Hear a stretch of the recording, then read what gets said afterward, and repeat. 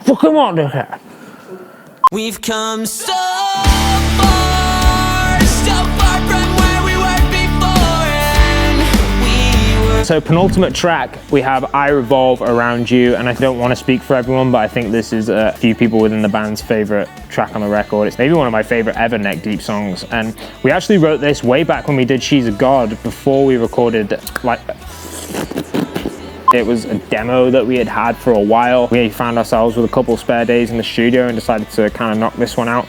And then when we came to record the album for real, we ended up just tweaking it a little bit, giving it a little bit extra beans, bringing it up to the tone and the standard of the rest of the record. At this point, we're really reaching, like I said before, that kind of point of epiphany where Jet is starting to realize the most important thing in his life is Alice, and Alice is his purpose, and she's the significance in his life. He feels so strongly about it that it's on a planetary scale, and I feel like love generally does have this weird attribute to it where when people say I love you to the moon and back and that kind of stuff, and you know, when people talk about love being infinite and going, I love you infinity, you know what I mean? Like, you always put love on like this planetary scale and this like infinite scale, and so I Revolve is putting love as one metaphor in the movement of the planets. And it says here that they meet in a train station, which it doesn't touch on in full, but you know, a lot of nights start off at your local transport hub, which is the new bit of info that you get from here. I need a distraction. We have a Carl Sagan name drop, obviously referring to Carl Sagan's Pale Blue Dot, where he kind of, it's this existential talk that Carl Sagan did, where he talks about the insignificance of Earth and the insignificance of the people on it, but then flips it on its head and talks about how if we are insignificant and nothing that we do matters, then everything that we do, we define our own purpose and we define our own meaning for that, and we define our own worth through that.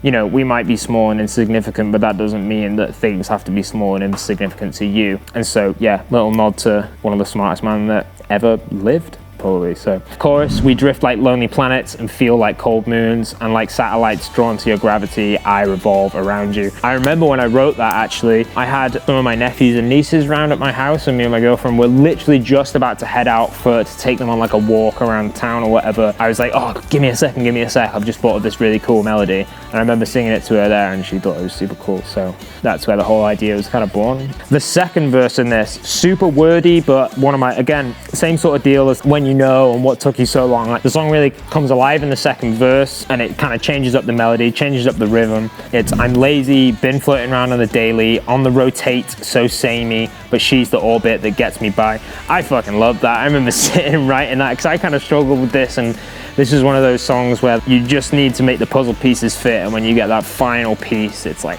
super satisfying. I remember when I got that little section done, I was so satisfied with that.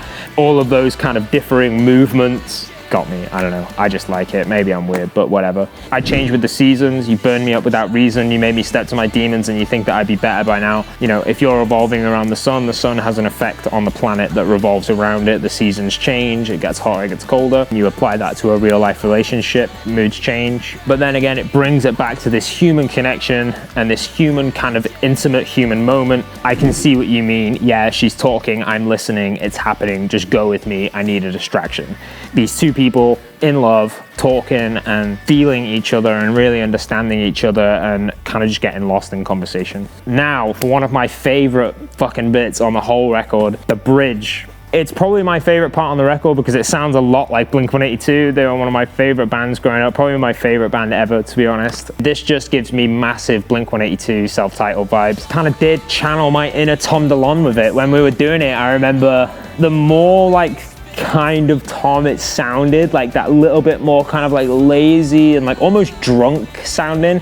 I remember, I think it was Wes was like, no, like I did like a joke kind of like drunk take, and West was like, no, you should do it like that. Like the more kind of drunken swaying it sounds is really cool. And I kind of had to play a little bit of a role in that for those takes. And again, kind of going back to the Carl Sagan thing, don't quote me on it, but a quote from Pale Blue Dot is just a pale blue dot suspended in a sunbeam or something to that effect. And so it's more reference to Pale Blue Dot. It ends with, I think you think just a little too much, space out a little too much, less talk, a little more touch. It's all right now, we're all good.